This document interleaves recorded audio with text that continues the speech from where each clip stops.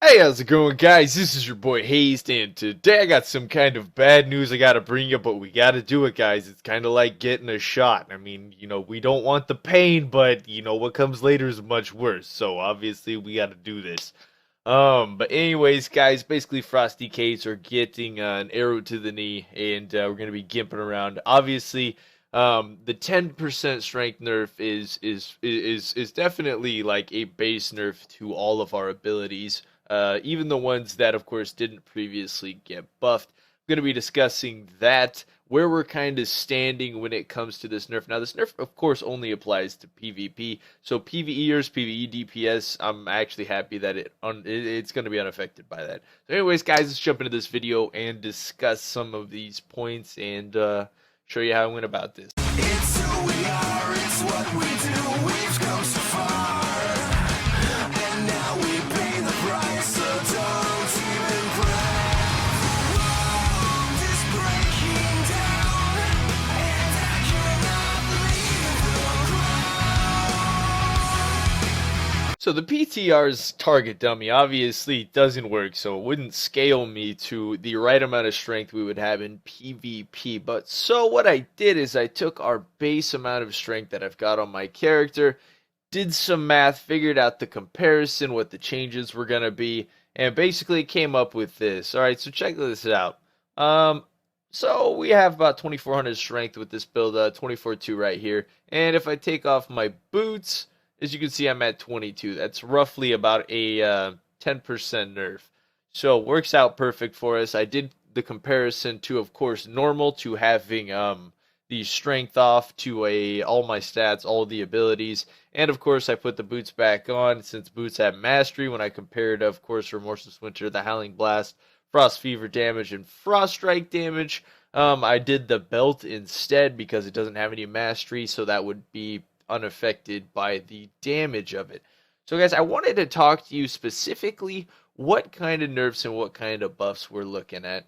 I've got some notes over here. I'm not going to put the notes up on the screen, but I'll go ahead and talk over them for you guys. Right here we got the boots. Of course, I took them on and off like I was talking about to figure out what was going on there. And of course, let's say I did the normal comparison of the raw damage of Obliterate, and then step back, put the boots back on. I can't do that in combat. Give it a second. Still in combat. Stop it. All right. And then, of course, I compared the damage to the normal obliterates with them on. And what we kind of found there is Obliterate actually is receiving roughly around a 20k nerf when we lose this 10% strength, which is about a third of the previous buff that we received. So in all, Obliterate, we still have about 40k more damage than what we previously had before the buff. So overall, that ability alone is still fine. I'm happy with that ability. Okay, I knew we needed fine-tune. I was kind of sour about the strength nerf overall until I started seeing some of these numbers. And honestly, guys, I'm not depressed about this nerf at all. I'm not sad about it at all. Truth be told, we may lose this one battle, but over these last buffs and nerfs that we've received over the past couple weeks, we've definitely won the war. Now, here, let me tell you why. The only thing that really takes a nerf to our actual damage is our Syndragoza in PvP. Now, that kind of depresses me because it's going to take such a large hit because it scales off of attack power. And losing 10% strength, of course, is going to nerf that down a lot further than our other abilities by almost about 70k base damage, which crit's going to be about 140k overall. And of course, in PvP, our damage is reduced by I think it's either 60 or 75%. I can't remember exactly off the top of my head right now.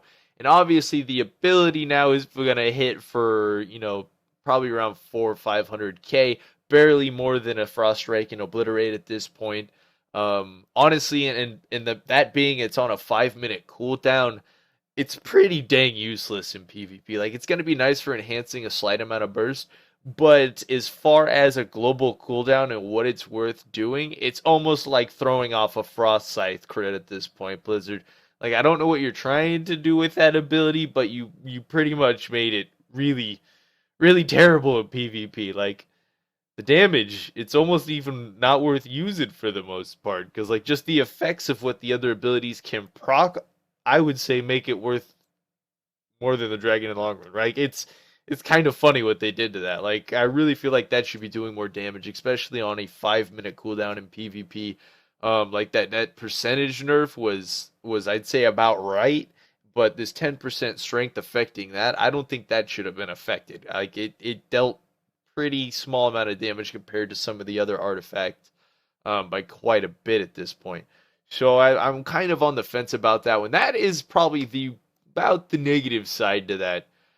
Is but overall, of course, when you factor in the 15% frost damage that we did get buffed with on that ability, since of course it is frost damage, we're only receiving about a 15k nerf on it.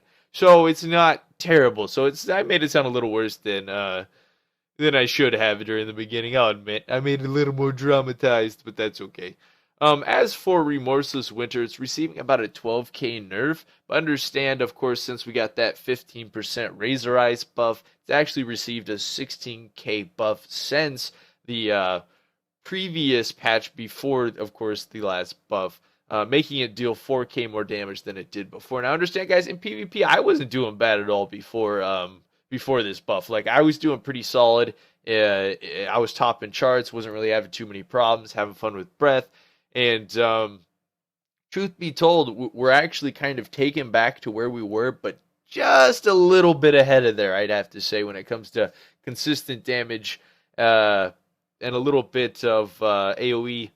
Probably quite a bit of single target, of course, since the Obliterate damage is still dealing like 40k more than it was, and of course the Howling Blast is still dealing about 20k more than it was. And when it comes down to about Frost Strike, I can imagine it's about in the same range. Even though it got nerfed down 10% strength, it's still got that extra 15% Frost Strike damage, which would have buffed it up, of course, like 5% stronger than it's probably losing.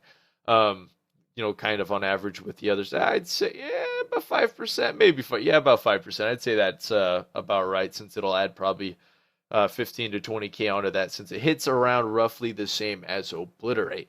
So guys, as I'm talking about all this mumbo jumbo, throwing numbers at you, overall, what are we looking at?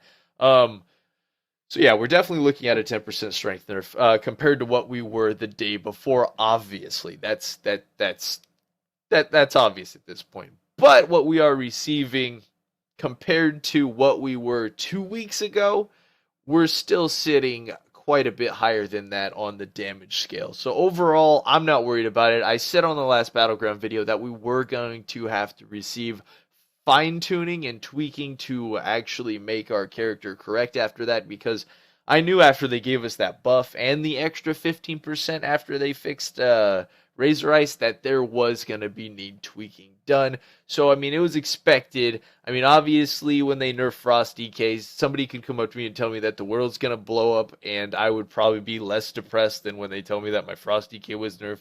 I don't know. Maybe we're just weird like that. But anyways, guys, I hope you enjoyed this video. I wanted to give you an update. No, they are not killing Frost DKs this time.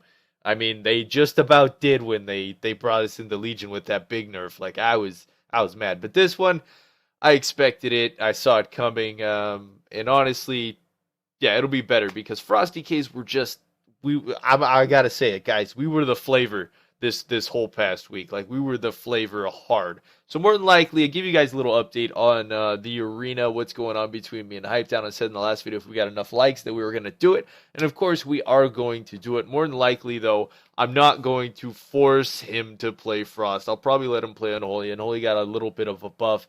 And I was kind of watching him. He's definitely better at Unholy than he is Frost. Of course, he also has the lower artifact item.